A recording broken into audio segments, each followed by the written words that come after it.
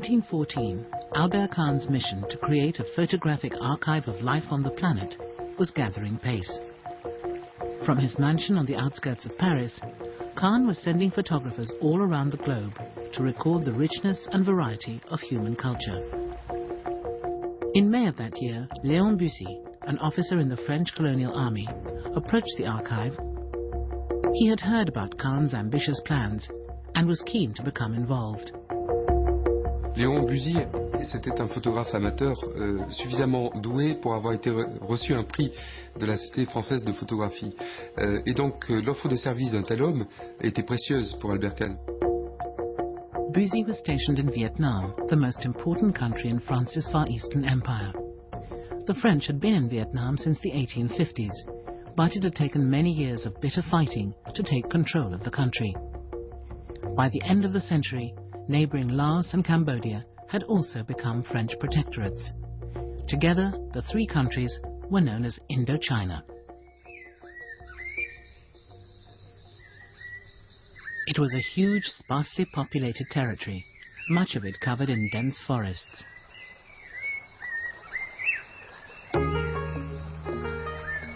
Bussy took most of his pictures for the Kahn archive in the province of Tonkin, next to the Chinese border.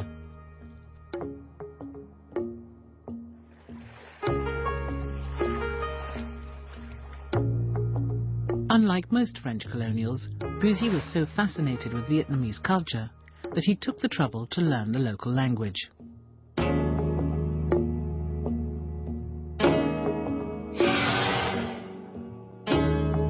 L'avantage de disposer des services d'un homme qui connaît aussi bien le pays, c'est sa capacité à décrypter en quelque sorte les comportements des gens. Et au fond, c'est cette qualité d'empathie que peut manifester Bussy envers une population qu'il côtoie depuis longtemps et qu'il connaît bien. It's not like, a big white man came round with his camera to take pictures, but he clearly enjoys sharing some moments with them, and nobody looks sort of scared of the Frenchman.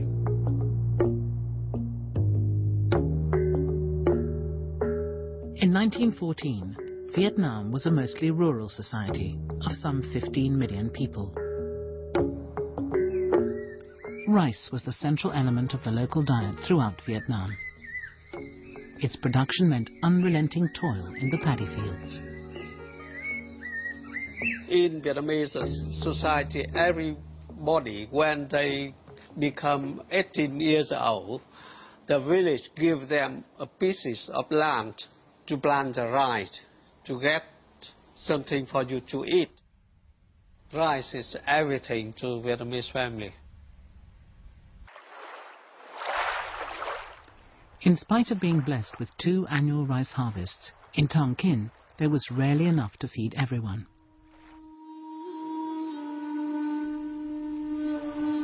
These photographs of a group of beggars were taken on the outskirts of Hanoi in 1915. I think there's one that's really strong. I think it holds up today. The light is right. The body language is exceptional. The woman has all of her children kind of spread out on the street. I mean, it looks desperate. The people look like they're in pain. They all look like they're ready to die. It's very dramatic, and I think it's pulled off extraordinarily well. In Vietnam, however, things weren't always what they seemed. In those photos, I would say some of them may have been professional beggars from some villages. They are seasonal beggars, not homeless. They have the house. So when they don't have to do the work in the paddy fields, they go out to big cities, begging, collecting money, and some visiting friends. Though Vietnam was a poor country, it had a rich and vibrant culture. In Tonkin, wrestling was a popular sport. These men are praying to their village gods for success in upcoming bouts. The larger villages hosted touring theatre companies, and many had their own troupes of amateur actors. These brightly dressed girls look like actors in uniform, but in fact, they're human chess pieces. Well, you wouldn't play human chess every day, but you'd see it at the Tet Festival, the Spring Festival. A family would be very honored if their children, say young girls or young boys, are chosen to play on the human chessboard. Culturally, Tonkin was heavily influenced by its northern neighbour China. In the past, the region had been administered by court-appointed mandarins. By the time Bussy took these pictures, the French had stripped them of much of their power. But they couldn't take away their pride or their glorious costumes. In feudal Vietnam, normal man cannot wear any kind of robe or dress with dragon because it symbolizes power and the state authority. In this picture, this man, his coat has some dragons in green color, so he must be somebody of significant status. Elders occupied the next rung down in the village pecking order, followed by the educated classes. This is a local scribe, the reader and writer of letters. He wears his nails long as a badge of honor. This man never goes near a paddy field. Here is a teacher. His tall chair signifies his elevated social position. And this autochrome shows a Buddhist priestess with an unusual symbol of her status. Oui, la présence de réveil est assez bizarre, mais je crois que il représente un signe de richesse pour la pagode, parce que il y a 100 ans, le réveil était très très rare au Vietnam.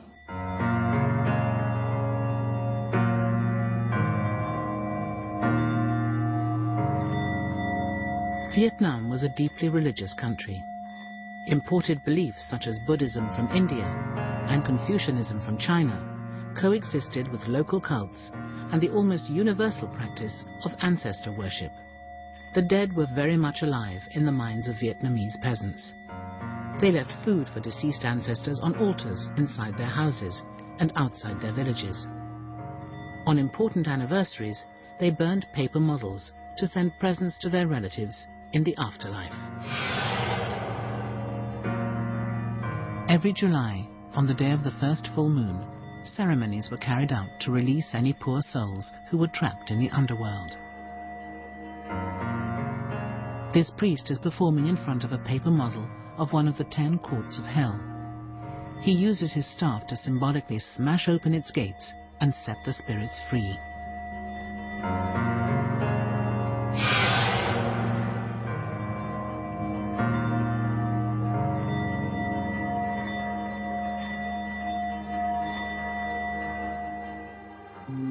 During his time in the colony, Bussy recorded an astonishingly rich cross-section of Vietnamese life. From rich men to lepers. From the very old to the very young. Actors, factory girls, sailors, musicians. But very, very few French men and women. Occasionally in his pictures of Hanoi, there are French buildings and hoardings with Western advertising. Yet the colonists themselves appear only as tiny figures on the edge of frame, dwarfed by the landscape and lost in the background. But his pictures do show their impact on Vietnam. The French built cathedrals and opera houses and created roads and railways to open up Indochina to trade. This is the Dumer Bridge near Hanoi, constructed in 1902 by the world-famous Eiffel Company. Le pont Dumer, c'est une énorme masse de métal, très solide d'ailleurs, et assez beau d'ailleurs, il est assez beau ce pont. Le pont Dumer, il a presque environ 2 km, c'est le plus long pont du monde à l'époque. Les Français n'ont pas payé, ce sont les paysans vietnamiens qui ont payé. C'est par le prélèvement très lourd sur le produit de l'agriculture paysanne. Les colons, les Européens, ne payent pas d'impôts. French traders grew wealthy by exploiting Vietnam's natural resources. While many peasants went hungry, colonial businessmen turned Vietnam into one of the world's biggest exporters of rice. There was also money to be made on the domestic market. The colony's budget depended on revenues from state monopolies on salt, alcohol and opium. Alors il y a partout dans les villes un établissement avec le drapeau français où il y a marqué RO, Régie de l'opium. The French encouraged the Vietnamese to smoke opium. They opened up a network of opium shops and smoking rooms. The Vietnamese were subject to exploit. Il y a eu des fortunes qui se sont édifiées sur la vente de l'opium. En gros, l'opium fournit à peu près 20 à 23% du budget du gouvernement général. Opium was usually the preserve of men, but one of Busy's most striking images is this study of a young woman surrounded by the paraphernalia of opium smoking. Like many Frenchmen in the colony, Busy was fascinated by the women of Indochina.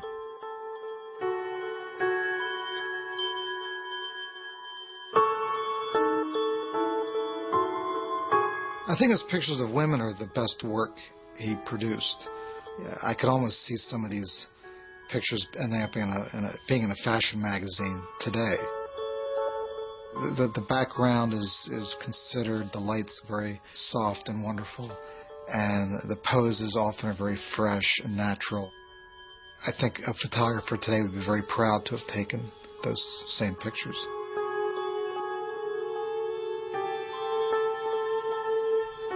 Busy even persuaded one young woman to strip off in front of camera. For propriety's sake, he shot it tastefully out of focus.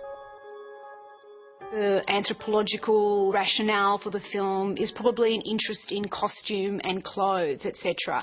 And so, sure, there is an attempt to protect the sort of sanctity of this view by shooting out of focus, by respecting this woman. Yet, at the same time, it's inevitable that there is a voyeuristic element that's overlaid within this film.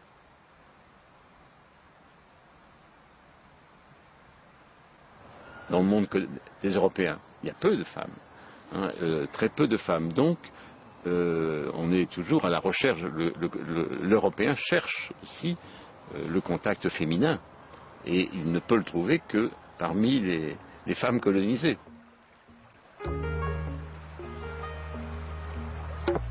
Busy's pictures portray Vietnam as a calm, orderly colony.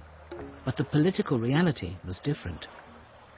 As a soldier in the French army, he would have known that the French never managed to pacify Vietnam. Throughout their rule, there were small-scale insurrections. The French responded by brutally suppressing any opposition and trying to win over enough local people to overcome resistance to their presence. This photograph shows Hong Tong Fu, the French-appointed governor of Tonkin, denounced by many as a collaborator. He worked directly with the French to conquer the North. To do something like regaining the independence, first you have to learn from them. And it's better to join them than, following some rebels in the mountainous areas without any idea how to save the nation. So he's a head figure in Vietnamese communist textbooks.